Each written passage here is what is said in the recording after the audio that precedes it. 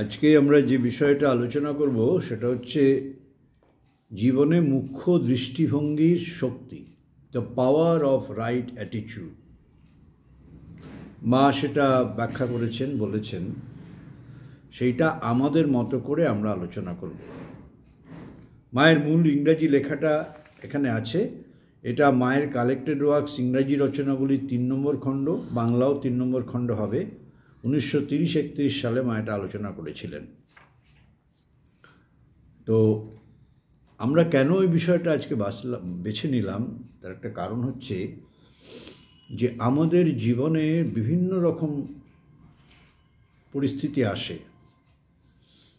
বেশিরভাগ সময় আমি যে পরিস্থিতিগুলোতে আমরা খুব বিচলিত হয়ে পড়ি, ভেঙে পড়ি, যেগুলো মনে হয় খুব দুর্যোগপূর্ণ, বা হয়তো দুর্যোগ একেবারে সামনে, অবশ্যম্ভাবী বিপদ, অবশ্যম্ভাবী ক্ষতি, অবশ্যম্ভাবী আমাদের দৃষ্টিতে, সেইখানে মা বলছেন সেইখানে তোমার ব্রহ্মাস্ত্র হচ্ছে সঠিক দৃষ্টিভঙ্গি। সঠিক দৃষ্টিভঙ্গিটা কি? যদি এরকম পরিস্থিতি হয়, যে পরিস্থিতির কথা বললাম, নেতিবাচক পরিস্থিতির সামনে আমরা পড়ি, সেই মুহূর্তে বা আগে থেকেই নিজের চেতনাটাকে মায়ের চেতনার সাথে, আমরা যে মাকে ভালোবাসি, মার প্রতি আমাদের যে শুদ্ধ আবেগ স্পৃহা, তার সাথে যদি আমাদের একটা সংযোগ ঘটে এবং নিজের এই উদ্বেগ, দুশ্চিন্তা, কি হবে, কিভাবে হবে, দ্বিধা, দ্বন্দ্ব, সন্দেহ, এগুলোকে ত্যাগ করে, এগুলোকে নীরব করে আমরা যদি আমাদের চেতনাটাকে ঊর্ধ্বমুখে, সেই ঊর্ধ্বের চেতনার সাথে আমরা যদি একটা সংযোগ স্থাপন করতে পারি, একটা আস্থা স্থাপন করতে পারি, একটা প্রত্যয় যদি গড়ে তুলতে পারি, বিশ্বাস যে সবচেয়ে ভালো যা তাই হবে, কেন আমার ভিতরে যিনি আছেন আমি তার উপরে ছেড়ে দিলাম আমার নিজের। হ্যাঁ, এখানে একটা প্রশ্ন আছে, ছেড়ে দেওয়া মানে কি নিষ্ক্রিয় হয়ে বসে থাকা? নিষ্ক্রিয় হয়ে বসে থাকা না, আমার সাধ্যের মধ্যে যেটা সেটা করা। লোকে সাধারণভাবে যেটা করে সেভাবে না, খুব শান্তভাবে যেটা আমার মনে হবে সেটা করার সাথে সাথে আমার ভিতরের চেতনার সাথে, ঊর্ধ্বের চেতনার সাথে, মায়ের চেতনার সাথে সংযোগ রাখা। লেট দাই উইল বি ডান, একটা মন্ত্র। তোমার ইচ্ছাই পূর্ণ হোক, তুমি যা চাও তাই যেন হয়। এবং সেখানে একটা কন্ডিশন আছে, এই চাওয়ার মধ্যে, এই মনোভাবের মধ্যে কোনো যেন দ্বিধা না থাকে, উদ্বেগ না থাকে, দুশ্চিন্তা না থাকে, ভয় না থাকে। একদিকে আমার ভিতরে দ্বিধা আছে, দ্বন্দ্ব আছে, উদ্বেগ আছে, অবিশ্বাস আছে, ভীতি আছে, আর ওদিকে বলছি তোমার ইচ্ছাই যা তাই হোক। মা বলছেন তাহলে কাজ হবে না। কেন তোমার এই যে ভিতরের এই যে নেতিবাচক মনোভাবগুলো, এর যে ভাইব্রেশন, এর যে একটা শক্তির স্পন্দন, এটাও তো একটা শক্তি, ভিতর থেকে স্পন্দন হচ্ছে নেতিবাচক শক্তির স্পন্দন। আর ঊর্ধ্বের যে শক্তি তোমাকে চালিত করতে চাইছে, সেই ঊর্ধ্বের শক্তি যে তোমাকে ধরে কাজ করবে, ক্লাশ হবে, সংঘর্ষ। ফলে ঊর্ধ্বের শক্তি তোমার ভিতরে কাজ করতে পারবে না, ঠিক সেই মুহূর্তে তোমাকে যেভাবে পরিচালিত করতে পারবে, কারণ তোমার বিপরীত তুমি মনোভাব নিয়ে বসে আছো, দ্বিধা, দ্বন্দ্ব, সন্দেহ, উদ্বেগ, রাগ, ক্রোধ, হতাশা। সেই মুহূর্তে মনকে শান্ত করে দিতে হবে একটা পরম নির্ভরতায়। কখন শান্ত হয়, কখন নিশ্চয়তা বোধ আসে? যখন আমি নির্ভর করতে পারি। সে নির্ভরতাটা কেরকম? একটা শিশু জানে আমার কিচ্ছু হবে না, মা আছে, আমার সমস্ত কিছু, তার কোনো চিন্তা নেই, উদ্বেগ নেই, টেনশন নেই, প্রেশার নেই, হ্যাঁ, কোলেস্টেরল নেই। কেন শিশুর তো তার ওই মনটা ওইভাবে জটিল হয়নি। সে জানে আমার নির্ভরতা, সমস্ত নিরাপত্তা মায়ের হাতে। আমাদের সাধনাটাও তাই, আমাদের মনোভাবটাও দৈনন্দিন জীবনে তাই হতে হবে। সেই নিরাপত্তাটা, সেই নির্ভরতাটা তার উপরে। যে মুহূর্তে আমাদের সেই নিরাপত্তা, নির্ভরতার বোধটা আসবে এবং আমাদের ভিতরে একটা শুদ্ধ আবেগ সবসময় কাজ করবে, মাতৃময়, তখন নলিনীদার কথা মনে পড়ছে। নলিনীদা মা দেহ রাখার পর মধুময়ী মা লিখেছিলেন, বলে যখনই তোমার ভিতরে এরকম একটা অবস্থা হবে, সেখানেই মায়ের শক্তি সক্রিয় হয়। এই মনোভাব থেকেই, এই মনোভাব হলেই সঙ্গে সঙ্গে তিনি জাগ্রত হন। ক্রিয়েট এ মোমেন্টাম, একটা মোমেন্টাম তৈরি হয়, এবং তার উপস্থিতি মানেই হচ্ছে সবচেয়ে ভালো যা তাই হবে, সেটা তোমার ক্যালকুলেশন অনুযায়ী। তাতে যদি তোমাকে তিনি একটু আঘাত দিতে চান, সে আঘাতটাও তোমার কাছে আশীর্বাদ হবে। তোমাকে যদি একটা অপ্রীতিকর প্রতিকর পরিস্থিতির মধ্যে ফেলেন, সেটা তোমাকে শিখে দেখো তুমি যা করেছো তার কর্মফল দেখো, কিন্তু এমন কর্মফলের মধ্যে তাকে ফেলবে না যে তুমি ডুবেই গেলে, ফিরে এলে না। সাধারণ মানুষের জীবনে হয়, সে হারিয়ে যায়, তার আর ফেরার পথ থাকে না, সর্বনাশ হয়ে যায়। তোমাকে তিনি সেই পরিস্থিতিতে দেবেন কেন? একটা কথা আছে না, কেউ দেখে শেখে, কেউ ঠেকে শেখে। যে দেখে শেখে না, ভগবান মা তাকে ঠেকে শেখানোর জন্য পরিস্থিতি ঘটতে অ্যালাউ করেন, পরিস্থিতিটা ঘটুক। যেমন কোনো শিশু, এই তুই কিন্তু আগুনে হাত দিস না, ওরকম করিস না, ওরকম করলে তোর পুড়ে যাবে সব। শোনে না, মা একদিন করলো কি, হাতটা এরকম প্রদীপের মতন চেপে ধরলো, ওই যে পোড়া খেলো, যে দহন কাকে বলে, আর সে করবে না। কিন্তু সেই শিশু সে জানে না কি, কিন্তু মা যে দেখ কি হতে পারে। তো মা কখনো কখনো সন্তানের শিক্ষার জন্য তাকে পরিস্থিতি যা হচ্ছে সেখানে মা অ্যালাউ করেন যে দেখো ফেস করো। কিন্তু মায়ের সাথে কানেকশনটা থাকলে কী হবে, সর্বনাশ হবে না, যেটা সাধারণ মানুষের জীবনে হয়। তিনি সেখান থেকে তোমাকে একটা প্রোটেকশন দেবে, যতটা প্রোটেকশন দেওয়া দরকার।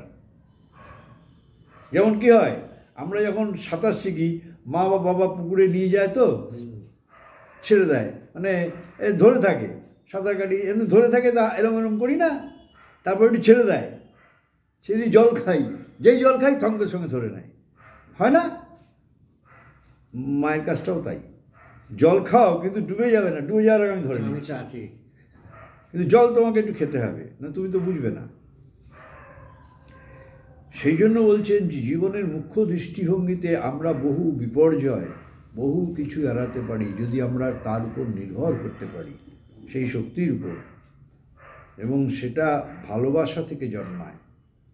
এবং ভালোবাসা কোথায়, কখন জন্মায়? শুদ্ধ ভালোবাসা যখন বুঝবো পৃথিবীতে আর সব ক্ষণস্থায়ী। স্ত্রী আছে, নেই। যাকে এতদিন স্ত্রী বলে যার সাথে ঘর করেছি, এক বিছানায় শুয়েছি, সে চলে গেল আমাকে ফেলে, কথা বলছি, সে এখন অন্য জীবন, একটা জন্ম নিয়ে সে হয়তো কারো ঘরে সন্তান হয়ে কন্যা বা পুত্র হয়ে সে বেড়ে উঠেছে, হয়তো এখন সে 6 বছরের পুত্র, কাউ তার আত্মাটা আর অন্য দেহ নিচে। তাহলে কিছুই নিত্য নয়, সবই অনিত্য। নিত্য হচ্ছেন তিনি সব কিছুর মধ্যে আছেন। তা আমরা যেগুলোর উপর বেশি নির্ভর করি সেগুলোর থেকে আঘাত পাই বেশি, সেগুলো আমাকে আঘাত দেয়। সুতরাং নির্ভরতাটা করতে হবে আলটিমেটলি ভিতর থেকে মায়ের উপর, ভগবানের উপর। আমাদের উপনিষদে আছে, পতি পত্নীর কাছে কেন প্রিয়, বা পত্নী পত্নীর কাছে কেন প্রিয়?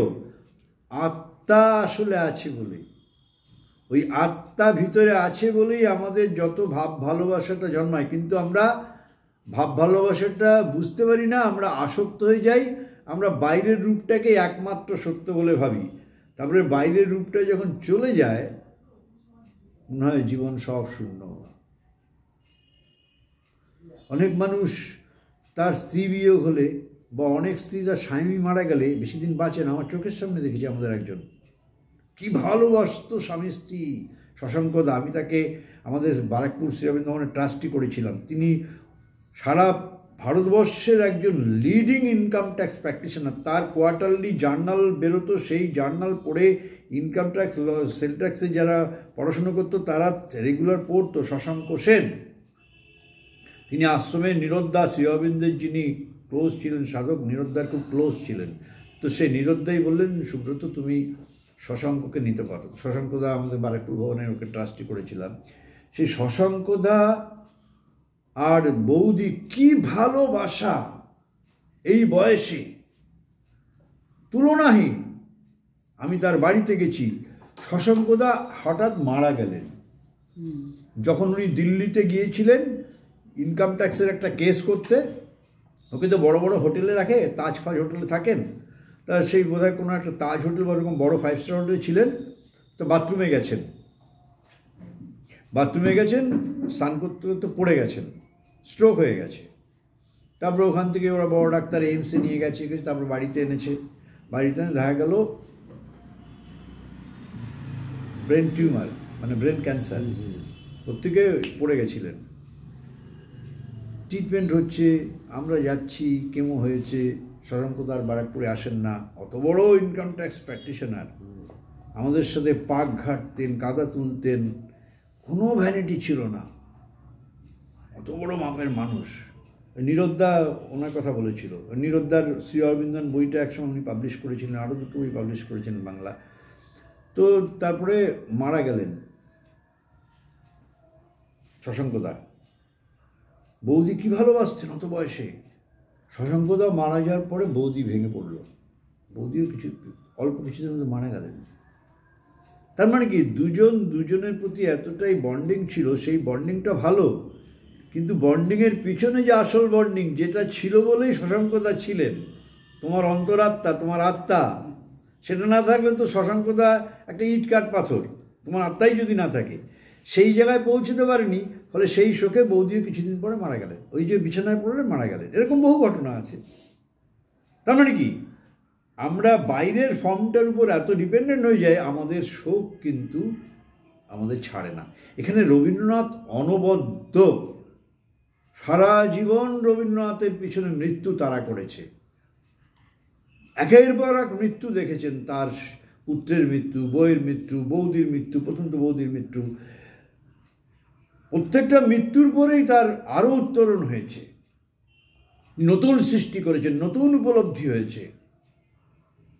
তিনি তাই লিখেছেন মরণ তুহু মম শ্যাম সমান, তাই তো।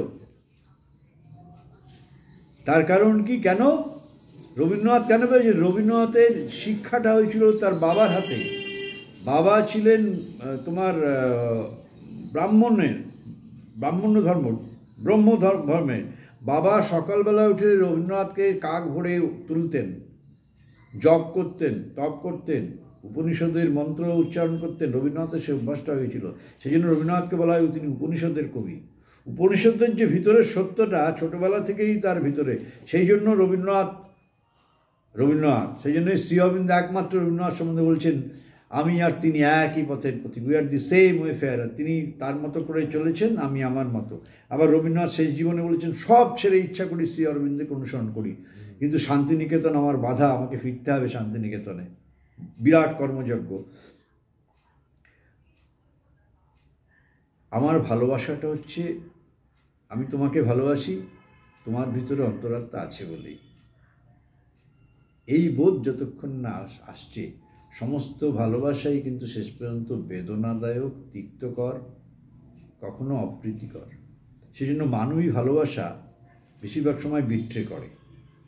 যেমন হয় আমাদের সন্তানের সাথে পিতার, পিতার সাথে পুত্রের, স্বামীর সাথে স্ত্রী, বহু ক্ষেত্রে এই ভালোবাসাগুলো বিট্রে, আর ব্যতিক্রম ছাড়া। সারা জীবন ঝগড়া করছি, একসাথেই আছি, আবার ঘুরতে বেরোচ্ছি, অবচেতনে আছে যে স্ত্রীর সাথে যদি মুখ দেখা দিই বন্ধ হয়, আমাকে কে খেতে দেবে, অফিসের ভাতটা কে সকালবেলা উঠে দেবে, অবচেতনে। মা ওই জন্য বলছেন, human love, it is not at all love, it is a deformation, it is a perversion. ভালোবাসার একটা বিকৃতি। মা লাভ প্রসঙ্গে আমি চুচুড়া শ্রী অরবিন্দ ভবনে আজ থেকে 25 বছর আগে আমার একটা ক্লাস নিয়েছিলাম, বিশ্বনাথদা বলেছিলেন, সেখানে দেখিয়েছি। মা বলছেন, it is a deformation of love, এটা ভালোবাসাও নয়। আমাদের যে মানবী ভালোবাসা বেচা কেনা, তুমি দাও আমি দেবো। আমার স্ত্রীর যদি একটা এক্সপেকটেশন থাকে আমার প্রতি, যে আমার স্বামীটা এরকম হবে, একটা হিউম্যান এক্সপেকটেশন থাকে তো, এবং সেটা মোস্টলি হচ্ছে খুব ন্যারো এক্সপেকটেশন, যে আমার ভালো মন্দ সে প্রোটেকশন দেবে, আমাকে দেখবে, আমাকে করবে। এখন কথা স্বামী যদি খুব আদর্শপরায়ণ হয়, খুব ফিলান্থ্রপিস্ট হয়, একটা মহৎ কার্যে যদি ডেডিকেটেড হয়, স্ত্রী যদি এগুলো নাই বুঝে, প্রতিদিন সমস্যা হবে। বলে এর থেকে খারাপ স্বামী হয় না। কিন্তু দুজনেই যদি একই পথের প্রতীক হয়, দুজনেই পরিপূরক হবে। ওর কাজে সাহায্য করবে, ওর কাজে সাহায্য করবে। সুতরাং আন্ডারস্ট্যান্ডিংটা যদি খুব পেটি ইন্টারেস্ট, ক্ষুদ্র ইন্টারেস্ট হয়, সেটাকে ভালোবাসা বলে না। ভালোবাসা প্রকৃত হয়ে যাবে যদি একটা মহত্তর উদ্দেশ্যকে কেন্দ্র করে দুটো আত্মা মিলিত হয়। আমাদের নর্মালি বিয়েগুলো তো তা না। আমাদের নর্মাল বিয়েগুলো হচ্ছে একটা জৈবিক বন্ধন, একটা প্রাণিক বন্ধন। আমরা একটা সংস্কার বসে বিয়ে দিলাম, বড় হলে কি করবে, একা থাকবে, একটা বউ মানে হচ্ছে তার সঙ্গী, তারপরে তার ছেলে মেয়ে হবে, তাকে বৃদ্ধ বয়সে প্রোটেকশন দেবে। অল দিজ আর বাইরের, সব বাইরের। কিন্তু ভিতর থেকে যে আমার জীবনের যে একটা উত্তরণ, সেই উত্তরণের জন্য আমি পৃথিবীতে আছি। আমি পৃথিবীতে গরু ছাগল ভাড়ার মতো নেই। মানুষের সাথে পশুর তফাৎ হচ্ছে। মানুষ, পশুও খায় দায়, সন্তান উৎপাদন করে, আমরাও করি। বিবেকানন্দ বলেছিলেন না, তফাৎটা কি মানুষের সাথে? সাধারণ মানুষের সাথে পশুর আমি তো কোনো তফাৎ দেখি না। সাধারণ মানুষও খায় দায়, পশু প্রধানত। হ্যাঁ, মানুষের একটু বুদ্ধি আছে, একটু পড়াশুনো আছে, আর তার দৌলতে একটু চাকরি করে। কিন্তু আউটপুটটা কি? পশুর মতোই। কিছু জৈবিক চাহিদা, জৈবিক ভালোবাসা, জীবনের শেষ দিন পর্যন্ত একটা উন্নততর সংস্করণে পশুর থেকে বেশি কিছু নয়। সেই জন্য শ্রী অরবিন্দ বলছেন, ম্যান ইজ নট লি pure man, man is a thinking animal, man is a animal man. Human সাইকেলে বারবার বলেছেন, man is not pure man. তার বেশিরভাগ সময়টা রয়েছে পশুত্বে, কখনো কখনো মনুষ্যত্বে, কদাচিৎ ফ্র্যাকশন অফ সেকেন্ড হয়তো দেবত্বের সাথে তার একটা হয়তো খানিকটা টাচ হয়েছে, আবার সে নেমে আসে পশুত্বে। এই মানুষকে দিয়ে কোনো কিছু হবে না। না রাজনীতি এই মানুষকে দিয়ে সে কোনো একটা আদর্শ সমাজ আনতে পারবে না, না শিক্ষায়, না ব্যবসায়, না সংস্কৃতি, কিছুতেই কোনো দিন পারবে না। শ্রী অরবিন্দ একটা ইউনিকনেস হিস্টোরিক্যালি প্রুভ করেছেন। তিনি সবসময়, তিনি যা কিছু বলছেন একটা ঐতিহাসিক প্রেক্ষাপটে বলছেন, পৃথিবীর ইতিহাসের প্রেক্ষাপটে। তিনি ওই বলেই ছেড়ে দিলেন না। কেন, শ্রী অরবিন্দের মতো ওই রকম জ্ঞানী, ওই রকম প্রতিভা পৃথিবীতে দুর্লভ। তিনি কি বিপুল পড়াশুনো করেছেন, তার কি না জ্ঞান, যে প্রতিভাকে অতিক্রম করা যায় না। সমালোচকরা বলে তিনি, শ্রী অরবিন্দ ইজ অ্যান আনসারপাসেবল, যাকে অতিক্রম করা যায় না। একজন মার্কসিস্ট পণ্ডিত আমাদের পশ্চিমবাংলায় বলেছিলেন, শ্রী অরবিন্দ এমন একটা প্রতিভা যাকে অতিক্রম করা যায় না। স্নেহাংশু আচার্য বলেছিলেন শ্রী অরবিন্দ ভবন লেকচারে, আমি সেখানে উপস্থিত শ্রোতা হিসাবে। তো সেই জায়গাটাতে তো আমরা নেই। তাহলে আমাদের দুঃখ হবে না কেন, আমাদের হতাশা হবে না কেন? আজকে রিনা আমার কথা মতো চলছে না, আমাকে অপোজ করছে, আমার রাগ। কথার কথা, আমি রিনাকে সহ্য করতে পারি না। কিন্তু আমি সব কিছুর উপরে যদি নিজেকে তুলি, আমি জানি রিনা রিনের জায়গায় আছে, রিনাকে তোলার দায়িত্ব আমার নয়। আমি হয়তো সহযোগী হতে পারি, রিনা নিজের প্রস্তুতিতে, নিজের আস্পৃহায়, নিজের উৎসাহে সে প্রোগ্রেস করবে। হ্যাঁ, আমি যেন সহযোগী হই, আমি যেন নিজে একটা মূর্ত এমন এক্সাম্পল হই যে সেই জন্য তার একটা প্রভাব থাকে। জগৎটা পুরো প্রভাবে ভরা, ইনফ্লুয়েন্স, মানে এত ইনফ্লুয়েন্স সূক্ষ্ম আমরা বুঝতে পারি না। মা বলছেন প্রতি মুহূর্তে একে অন্যকে ইনফ্লুয়েন্স করছি। আমরা একটা ম্যাগনেটিক ফোর্স ফিল্ডের মধ্যে আছি, প্রত্যেকে আকর্ষণ বিকর্ষণ করছি। যেমন রিনার কাছে এলে আমার একরকম অনুভব হয়। কথার কথা বলছি, রাস্তা দিয়ে একটা ছেলে অনেকদিন পরিচিত, তাকে গেলে আমার উল্টো রিয়াকশন হয়। তার মানে কি, সে এমন একটা চেতনায় আছে যে সেখান থেকে আমি বিশেষ কিছু পাবো না। সেই জন্য তার উপস্থিতিটা আমার পক্ষে আরামদায়ক নয়, তার উপস্থিতিটা। আবার হয়তো রিনার উপস্থিতিটা আমার জন্য আরামদায়ক। কেন, আমি যে চিন্তা বা যে চেতনা করি সেই অনুযায়ী একটা টিউনিং আছে রিনার সাথে। সেজন্য মা বলছেন এই যে আদান প্রদান, এই আদান প্রদান একে অপরকে কিন্তু প্রভাবিত করছে। তোমার অনেক খারাপ জিনিসগুলোও নিচ্ছে তোমার পাশে যে আছে, আবার তার খারাপ জিনিসগুলোও নিচ্ছে, ভালো জিনিস। তাহলে একটা মিক্সচার। এই মিক্সচারটাকে যদি ফিল্টারিং করতে হয় তাহলে নিজের পিউরিফিকেশন দরকার। এবং তোমার পিউরিফিকেশন মানে আমার পিউরিফিকেশন দিয়ে আমি অন্যকে চেঞ্জ করতে পারি। বাই এক্সাম্পল, নলিনীদা একটা ভারী সুন্দর এক্সাম্পল দিয়েছেন এই সম্বন্ধে। নলিনীদার বাংলা রচনাগুলিতে আছে সেলফ মাস্টারি বলে, ছাত্ররা অশান্তি করে, ঝগড়া করে, মারামারি করে। আর আশ্রমেও দুরন্ত ছিল, অনেক ছাত্র মার কাছে কমপ্লেন গেছে। নলিনীদা লিখছেন, ধরো দুটো ছাত্র নিজেদের মধ্যে ঝগড়া করছে, শিক্ষক যদি মূর্তিমান আদর্শ হয়, সেই স্পিরিচুয়াল পার্সন হয়, শিক্ষক সেই ঝগড়া কেউ থামাতে পারছে না, শিক্ষক সেখান দিয়ে যাচ্ছেন, তার উপস্থিতিটা দুজনের ঝগড়াটাকে নিরস্ত করে দিল। And this is the example of power of silence, power of inner opening. তার মূর্ত উদাহরণ হচ্ছে নলিনীদা নিজে। আশ্রমে মৃদুদি বলে একজন ছিলেন, শ্রী অরবিন্দের রান্না করত। তিনি প্রচণ্ড রাগী ছিলেন, তাকে কেউ তার রাগ থামাতে পারত না।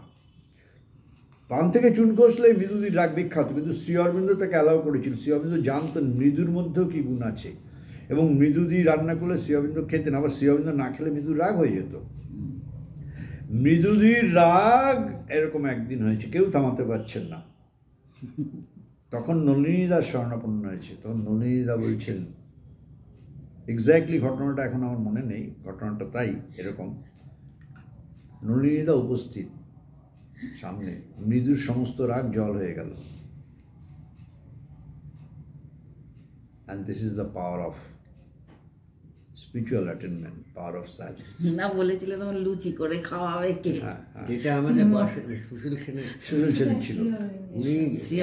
ওই তো মৃদুদিকেই বলেছিল বানিয়েছিলেন লুচি আলু, শ্রী অরবিন্দ কোনো কারণে বোধহয় সেটা খেতে পারেন, দেরি করে পৌঁছেছিল বা এরকম, হ্যাঁ দেরি করে এসেছিল। তখন একজন ভক্ত গিয়ে বলেছিল তোমার বানানো তো শ্রী অরবিন্দ তো খাবেন না, তুমি দেরি করে এসছো, ব্যাস আর যায় কোথায়।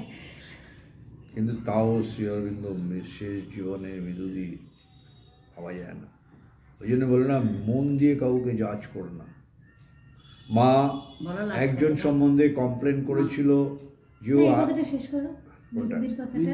মায়া যে মৃদুর মারা যাওয়ার সময় শ্রী অরবিন্দ তার সোলের দায়িত্ব নিয়েছেন, স্ট্যাম্প মেরেছেন।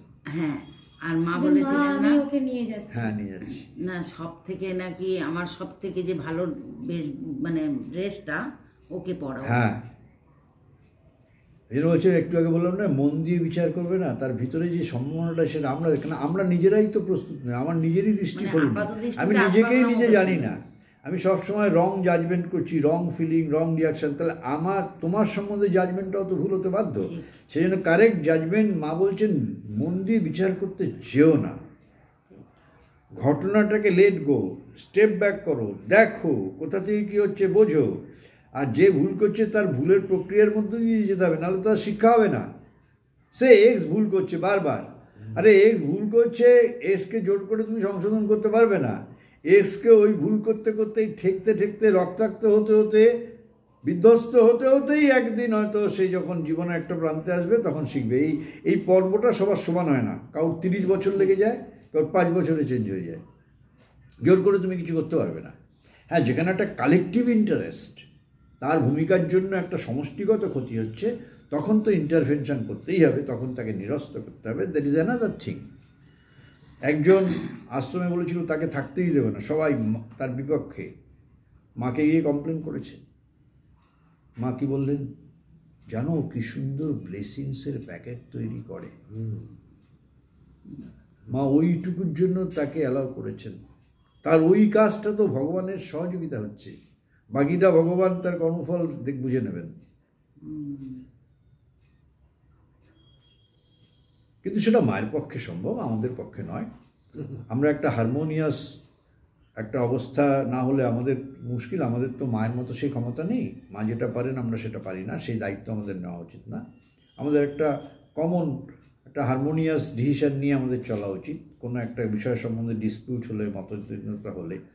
তা আমরা ফিরে আসি প্রসঙ্গে, যে জীবনে যা কিছু আমাকে অনেকে বলে, তুমি কি করে এত চাপ নাও, এত ই করো, এত কি করে এত ক্রাইসিসে এত মাথা ঠান্ডা, এত অকুত ভয়।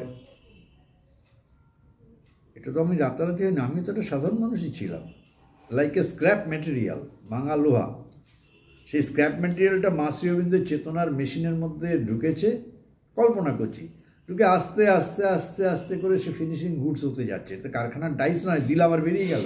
মানুষের হিউম্যান প্রকৃতি চেঞ্জ হওয়া, তার কারণ একটাই কারণ, জীবনের শেষ কথাটা তো মৃত্যু। আমি ধরে নিয়েছি সবচেয়ে মানে চরম নিয়তি হচ্ছে মৃত্যু, একটা বিপর্যয়ের সামনে এলে, তাই তো? মৃত্যু তো জন্মের মতোই সত্যি। জন্ম যখন আছে মৃত্যু আছে, আর মৃত্যু না থাকলে জীবনটা একঘেয়ে হতো।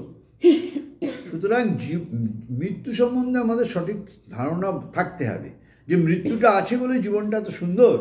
যখন জীবনটা একঘেয়ে হয়ে যায়, জীবনটা আর প্রোগ্রেস করতে পারে না, প্রোগ্রেসটা একটা জায়গায় গিয়ে শেষ হয়ে গেল একটা জীবনের, আর তখন মৃত্যু বসনটা ছেড়ে দিল, সে আবার একটা নতুন দেহে এসে আবার ভিতরের যে প্রকৃতিটা যে ছিল সেইটা নিয়ে সে পরের জীবনে তার যে এসেন্সটা ক্যারি করছে, সেই আমার যে অন্তরাত্মা অন্য একটা শরীরে এসে, ইটস এ পারপিচুয়াল প্রোগ্রেস। এই বোধ যখন এসে যাবে আর নির্ভরতা যখন এসে যাবে যে আমি যেটা করছি, আমি যে সিদ্ধান্ত নিচ্ছি সেটা মায়ের সপক্ষে, মায়ের জন্য না মায়ের বিপক্ষে, বা মা যেটা চান তার বিরুদ্ধে না তার সপক্ষে, এটা যদি নিজের কাছে কনফার্ম হয়ে যায় দুশ্চিন্তা থাকার কথা না। কারণ তখন তো সব দায়িত্বটা মা, আমাকে প্রোটেক্ট করার দায়িত্বটা তো মার। আমি যে একটা গভীর সংকটের মধ্যে চ্যালেঞ্জ নিলাম, সবাই একদিকে আমি একদিকে, তা আমি যে চ্যালেঞ্জটা নিলাম আমার ভিতরে সেই প্রত্যয়টা যখন সত্যি সত্যি জাগবে তখন তো মা আমার দায়িত্ব নেবেন, তার আগে তো নেবেন না। সেই নিশ্চয়তা, আর জীবনে তো আর সব মিথ্যা। একদিন স্ত্রী চলে যাবে, ছেলে চলে যাবে, কি তাদের আগে আমিই তো চলে যাব। নাটকের মঞ্চে, হ্যাঁ 1 ঘন্টার নাটক, ধরো জীবনটাই 1 ঘন্টার মতো, নাটকের মঞ্চে সব বিভিন্ন চরিত্রে এসছি, যবনিকা পড়ে যাবে, কেউ কেউ চলে যাবে। তাহলে জীবনে আসল সত্য হচ্ছে আত্মা, আসল সত্য হচ্ছে সেই সত্তাটা, এবং সেটা আছে বলেই আমাদের এত ভাব ভালোবাসা। কিন্তু সেটার সাথে আমাদের প্রকৃতির, আমাদের মনের, আমাদের প্রাণের, আমাদের দেহের কোনো কোঅর্ডিনেশন নেই, সংযোগ নেই। আমরা তার থেকে আলাদা, আমরা নিজের মতো চলছি।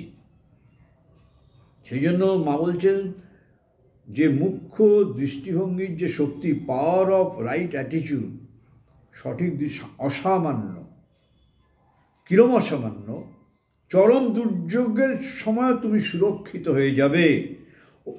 মা বলছেন যদি তোমাকে শত্রু হত্যা করতে আসে সে নিরস্ত্র হয়ে যাবে। তাহলে মার নিজের ঘটনাটা বলি, তারপরে শ্রী অরবিন্দের ঘটনা দিয়ে শেষ করব। মা তো মহিষী নারী ছিলেন, গুণের তার শেষ ছিল না, অপরূপা ছিলেন, সুন্দরী বলতে যা বোঝায়। আর সেই সময় তার মতো শিক্ষিতা, গুণপনার তুলনায় মায়ের জীবনটাই শুধু পড়ো। তিনি সকল ওই বিভাগী সন্ন্যাসীদের জীবন করে ফুল কালারফুল লাইফ, তিনি কি না না জানতেন, শিল্প, সাহিত্য চর্চা, এমনকি স্বামী যখন ল পড়তো বলে আমি এত ভালো ল পড়তাম যে আমার স্বামীকেও তখন ক্রিটিক্যালি, আমি তার ভাই এত ভালো অঙ্কে, তার দাদা অঙ্ক সলভ করতে পারছে না, তার টিচারও সলভ করতে পারছে না, মা দূর থেকে, মা বলছেন আমি কি একটু সলভ করে দেবো, টিচার বলছে পাগল নাকি মেয়েটা, মা সলভ করে দিলেন। এই গুণপনা, তিনি ভালো সঙ্গীতজ্ঞা ছিলেন, তিনি ভালো টেনিস খেলতেন, বুদ্ধিচর্চায় ইন্টেলেকচুয়ালদের মধ্যে ছিলেন সেই সময় ফ্রান্সে। তো সেই মা যখন পল রিচার্ডের সাথে আলাপ হলো, প্রথমবার স্বামী তো পলিগ্যামি ছিলেন, তিনি বহু নারীর সাথে আসক্ত ছিলেন, কারণ মা নিজেও শিল্পী ছিলেন, চিত্রকর। মা যা প্রথমবার জীবনের স্বামী সেও চিত্রকর ছিল। কিন্তু জানো চিত্রকররা একটু বহু নারী টারির সাথে মেলামেশা করার পর তারা একটু পলিগ্যামি, মানে একাধিক নারীর সাথে তাদের সম্পর্ক। তো মা যখন জানতে পারলেন, মা তখন গুড বাই করে দিলেন। কিন্তু মা তখন সন্তান হয়ে গেছে, সন্তানটিকে মার দিদিমার কাছে রাখলেন। মা নিজের সমস্ত কাজকর্ম করছেন, মার যে স্পিরিচুয়াল জার্নি, তার মধ্যে মা আলজেরিয়ায় চলে গেল, তারপরে মা পন্ডিচেরিতে, তার সন্তান কিন্তু বড় হচ্ছে তার দিদার কাছে। দিদাও ছিল মহিষী নারী, সে পরে গল্প বলবো। তো যাই হোক, তো ফাইনালি যখন পল রিচার্ড পন্ডিচেরিতে এলেন, কেন এলেন? দুটো কারণে। মার যে সেকেন্ড হাজব্যান্ড পল রিচার্ড একজন বড় ইন্টেলেকচুয়াল ছিলেন এবং আইন বিশারদ ছিলেন, প্লাস ফ্রেঞ্চ গভর্নমেন্টের তিনি একটা কাজ করতেন। তারপরে তিনি পরবর্তীকালে ফ্রেঞ্চ গভর্নমেন্টের ইলেকশন দাঁড়ানোর জন্য পন্ডিচেরিতে আসেন, তখন ফ্রেঞ্চ কলোনি, এখানে নির্বাচন হবে। তো পল রিচার্ড মাকে বিয়ে করতে চাইলেন মার গুণপনায়। মা দেখেই বুঝলেন, মা তো ভিতরটা দেখতে পেতেন, তোমার দাঁড়ালে মা তোমার ভিতর দেখতে পারতেন, অতীত ইতিহাস বর্তমান সব দেখতে পেতেন। মা বললেন আমি দেখলাম হচ্ছে পল রিচার্ড হচ্ছে লর্ড অফ ফলসুটের প্রতিনিধি, লর্ড অফ ফলসুটের প্রতিনিধি। পল রিচার্ডকে দেখেই বুঝতে পারলেন। এদিকে বাইরের গুণও এত গুণ তার। মা চ্যালেঞ্জটা টেক আপ করেন, মা অলওয়েজ চ্যালেঞ্জ নিতেন। মা রাজি হয়ে গেলেন পল রিচার্ড যখন তাকে জীবনে পেতে চাইল স্ত্রী হিসাবে। মা লিখছেন, আমি দেখলাম সে লর্ড অফ ফলসুডের প্রতিনিধি, ইনকারনেশন।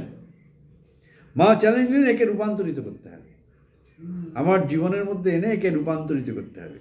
পল রিচার্ড কী করলেন? পল রিচার্ড সারা পৃথিবী ঘুরে বেরিয়েছেন, তিনি চেয়েছেন পৃথিবীতে শান্তি আসুক, কিন্তু দেখছেন মার্কসিজমে শান্তি নেই, বস্তুবাদে শান্তি নেই, ধর্মীয় যে সমস্ত তত্ত্বগুলো তাতেও পৃথিবীর শান্তি আসছে না। পল রিচার্ড খুঁজে বেড়াচ্ছেন এমন একজন মহান ব্যক্তিত্ব যাকে খুঁজে পাবো যিনি এই সমন্বয়টা করতে পারেন জড় আর আধ্যাত্মের। কে আছেন? তিনি পাচ্ছেন না। তখন ফ্রেঞ্চ গভর্নমেন্টের যখন ইলেকশন হবে পন্ডিচেরিতে, ফ্রেঞ্চ গভর্নমেন্টের ইলেকশনে কন্টেস্ট করতে এলেন এখানে মিউনিসিপ্যাল ইলেকশনে। তখন তাকে বলা হলো তুমি ভারতবর্ষে যাও, ভারতবর্ষের সমস্ত শ্রেষ্ঠ যোগীরা থাকেন। এবং তারপর জানলেন এসে যে এক সময় অগ্নিযুগের ঋষি শ্রী অরবিন্দ ঘোষ, তিনি এখন গভীর তপস্যায় মগ্ন। Is a brilliant of the brilliants. তিনি একান্ত তপস্যায় আছেন, সচরাচর দেখা করছেন না। তিনি যখন জানতে পারলেন পন্ডিচেরিতে শ্রী অরবিন্দ আত্মগোপন করে চলে এসছেন, তখন শ্রী অরবিন্দ ইন্টারভিউ চাইলেন। শ্রী অরবিন্দ কাউকে ইন্টারভিউ দিচ্ছেন না। পল রিচার্ড তিনি বুঝতে পেরেছেন খবর যখন তার কাছে এসেছে, কিন্তু তিনি অন্তর্যামী, তিনি ইন্টারভিউ অ্যালাউ করলেন। পল রিচার্ড দেখা মাত্রই বলছেন যে আমি যা চাইছিলাম আমার প্রত্যয় হয়ে গেল দেখে, ইনি তা পারবেন। তখন পল রিচার্ড তাকে বললেন আপনি লিখুন এই যে সমন্বয়ের যে পৃথিবী আগামী দিনে সেই ব্যাপারে। শ্রী অরবিন্দ বললেন আমি দর্শনশাস্ত্রে আমার বরাবরই আমার ভীষণ বীতশ্রদ্ধ ছিল, আমার দর্শন ভালো লাগতো না, ফিলোসফি, কিন্তু জানি যোগীরা সবই পারেন। পল রিচার্ড বলল আমি রাজি হয়ে গেলাম। একটা ফিলোসফিক্যাল জার্নাল একাই লিখছেন। শ্রী অরবিন্দকে যখন প্রস্তাব দিল, শ্রী অরবিন্দ ইয়েস। পল রিচার্ড পাবলিশার, মা ফ্রেঞ্চ এডিশনটা দেখছেন, শ্রী অরবিন্দ লিখে যাচ্ছেন একাই প্রথম থেকে শেষ পর্যন্ত একসাথে একাধিক প্রবন্ধ, পৃথিবীর ইতিহাসে বিরল। তা পল রিচার্ড লর্ড অফ ফলসুড, কিন্তু এত বড় একটা কাজ করেছে। আজকে পল রিচার্ড না থাকলে আমরা এইসব কোথায় পেতাম? শ্রী অরবিন্দের এই 30টা ভলিউম বাংলায় বেরোচ্ছে, ফ্রেঞ্চে বেরিয়ে গেছে, জার্মানি বেরিয়ে গেছে, বিভিন্ন ভাষায় সারা পৃথিবীর মানুষ জানছে। তাহলে পল রিচার্ডকে মা অ্যাকসেপ্ট করেছিলেন। যাই হোক, কাম টু দ্য পয়েন্ট। এবার সেকেন্ড টাইম যখন এসে মা জানলেন যে শ্রী অরবিন্দকে দেখেছিলেন স্বপ্নে, যে ইনি আমার সেই স্বপ্নের কৃষ্ণ, তারপরে ফিরে যেতে চাইলেন না, তখন পল রিচার্ড কল্পনা করতে পারলেন না যে আমার জীবন সঙ্গিনী, তাকে সে আর যেতে চাইছে না, শ্রী অরবিন্দের কাছেই থেকে যেতে চাইছে। পল রিচার্ড ম্যাড হয়ে গেলেন। ওই রকম একজন মহিয়সী নারী পল রিচার্ড মাকে, এবং তখন আউট অফ অ্যাঙ্গার, খুবই হতাশায় মাকে গলা টিপতে এলেন। মা আত্মজীবনীতে বলছেন, তখন মা বলছেন আমি শান্ত হয়ে বললাম শ্রী অরবিন্দ, বলে তার হাতটা পাথরের মতো স্থবির হয়ে গেল। শুধু আমি শান্ত হয়ে বলেছি শ্রী অরবিন্দ। তারপর পল রিচার্ড চলে গেলেন। তারপর একটু মস্তিষ্ক বিভ্রাট হয়েছিল, আমেরিকায় ছিলেন, দিলীপ রায়ের সাথে দেখা হয়েছে। পরে তিনি বুঝতে পেরেছেন, দিলীপ রায় তার ডায়েরিতে লিখেছেন যে আমি ভুল করেছি চলে এসে। তাহলে পাওয়ার অফ রাইট অ্যাটিটিউড, গলা টিপতে এসেছিলেন, তার হাত পাথরের মতো থেমে গেছে, আর পারছে না। লাস্ট মা ঘটনাটা এখানে উল্লেখ করেছেন। পন্ডিচেরিতে বিশাল সাইক্লোন হতো প্রথম দিকে, বিশাল সাইক্লোন, আর পুরনো আমলের বাড়ি। তো শ্রী অরবিন্দের উপরে ধ্যান করতেন খোলা নয়নে, কোনোদিন তাকে চোখ বুঝে কেউ ধ্যান করতেন, উপরে জানলা সব খোলা, প্রচণ্ড ঝড়ের দাপাদাপি। মা ততর করে উঠছেন যে শ্রী অরবিন্দের ঘরে তো তাহলে বৃষ্টি বাদল সব। শ্রী অরবিন্দ উপরে, মা উপরে উঠে গিয়েই অবাক, দরজার সামনে দাঁড়িয়ে গেছেন। বাইরের উথালি পাথালি, জানলা খোলা, একটা কিছুও ঘরে প্রবেশ করছে না, না বৃষ্টি না ঝোড়ো হাওয়া। দি পাওয়ার অফ সাইলেন্স। মা ওইটা উল্লেখ করেছে, জীবনের মুখ্য দৃষ্টিভঙ্গিতে বিপর্যয় থেমে যায়। Power of silence. সুতরাং জীবনের মুখ্য দৃষ্টিভঙ্গি এইটা আমাদের সবসময় বুঝতে হবে। সব চলে যাবে, তিনি থাকবেন, তিনি আছেন বলেই আমি আছি, আমি প্রোটেক্টেড, এই বোধ যখন ভিতরের মধ্যে এসে যাবে, আমরা এখানে টু বি স্পেসিফিক না, শ্রীঅরবিন্দ বলছেন এই মাতৃময় চেতনা যখন হয়ে যাবে তখন মা সমস্ত দায়িত্ব নেবেন। এটাই হচ্ছে জীবনের মুখ্য দৃষ্টিভঙ্গি। ঠিক আছে।